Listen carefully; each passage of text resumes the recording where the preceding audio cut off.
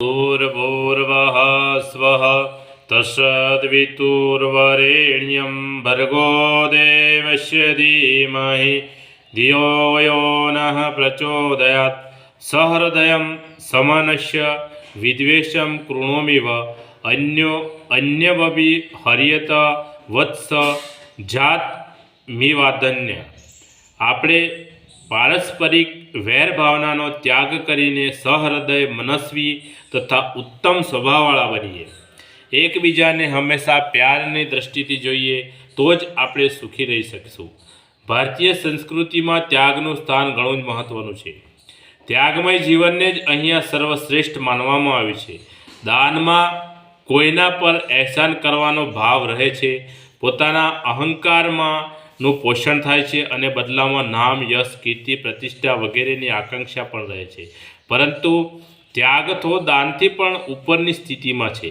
તે દુઃખ, મોહ, ક્રોધ, અહંકાર વગેરેથી પર છે। જે વ્યવસ્થામાં રૂપિયા, પૈસા તથા ભૌતિક સંપત્તિનો ત્યાગ મહત્વનો છે, ત્યાં પોતાના દોષ દુર્ગુણોના ત્યાગની ગરિમાને પોતે જ અનુભવ કરી શકાય છે। આમાં પણ પારસ્પરિક વેરભાવનાને ત્યાગવી એ કુટુંબ તથા સમાજની ઉન્નતિનો મુખ્ય આધાર છે। જ્યારે મનમાંથી દ્વેષભાવ દૂર થઈ જાય છે ત્યારે તેમાં પવિત્રતા અને નિર્મળતાનો વાસ થાય છે। એનાથી મનુષ્યના હૃદયમાં લોકો પ્રત્યે સદભાવના જાગૃત થાય છે અને બદલામાં તેને બધાનો સહયોગ મળે છે। સમાજ હોય કે કુટુંબ, જ્યાં સુધી બધામાં હૃદયની એકતા, મનની એકતા, દ્વેષનો અભાવ તથા પ્રેમ અને સદભાવનાનો વ્યવહાર નહીં હોય ત્યાં સુધી સુખ શાંતિનું વાતાવરણ સ્થપાઈ નહીં શકે। લક્ષ્ય એક હોવા છતાં જો પરસ્પર દ્વેષભાવ હોય, કલેશ, ઈર્ષ્યા અને મનની મલિનતા હોય તો કામ કેવી રીતે ચાલી શકે?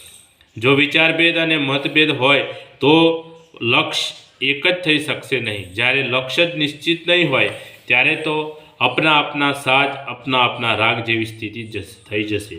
જો ગમે તે રીતે લક્ષ્ય એક જ થઈ જાય તો પછી બધામાં મન તથા હૃદય પણ એક જ ભાવ જોઈએ, તો જ પરસ્પર સહયોગ અને સહાનુભૂતિનું વાતાવરણ બનશે। સાચા મનથી સહયોગ આપવાથી જ લક્ષ્ય પૂરું થઈ શકશે। એનાથી જ પ્રેરણા અને ક્રિયાશીલતા આવે છે। પારસ્પરિક પ્રેમ અને સહાનુભૂતિની વૃદ્ધિ થાય છે। સર્વત્ર ઘનિષ્ઠ પ્રેમનો પ્રવાહ વહેતો રહેવાથી લોકો પોતાના સ્વાર્થનો ત્યાગ કરી એકબીજાના હિતનું ચિંતન કરે છે અને તે માટે પોતાના પ્રાણ આપવા પણ તૈયાર રહે છે। અરસપરની પ્રેમ ભાવનાનું મહત્ત્વ સાર્વધિક છે। પ્રેમ અને સ્નેહથી પણ ઉપર વાત્સલ્યનો ભાવ હોય છે।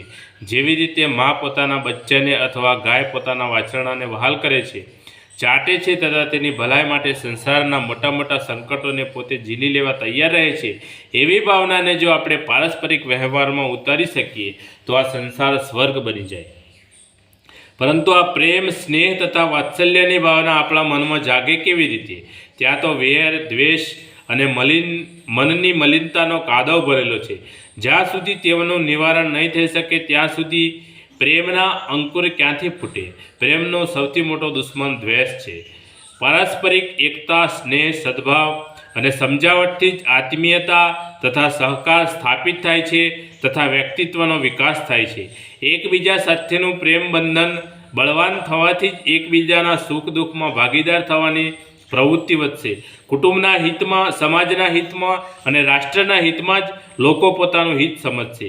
વેર અને દ્વેષભાવને આપણા મનમાં ઘૂસવા જ ન દેવો જોઈએ અને જો કદાચ તે આવી જાય તો તેને ધક્કા મારીને બહાર કાઢી મૂકવો જોઈએ। બોલે સદગુરુ ભગવાનનો જય।